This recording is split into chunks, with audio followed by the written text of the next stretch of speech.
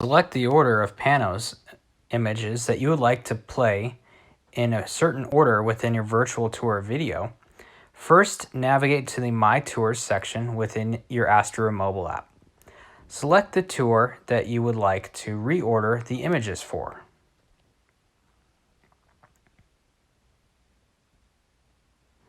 Select the More icon for an image.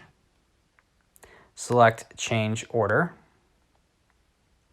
From here, you're able to navigate the images up and down. The tour will play in an orderly fashion, starting with the top image, moving in a descending order downwards. A best practice is to line up the tour in a way that starts with the entrance and walks people through a tour as if you were to do it in person yourself, starting with the main entrance, moving through the living room and kitchen, and so on and so forth. Once you've changed the order of your images and you're happy with it, select OK. And that is how you update the order of your images to play within a virtual tour.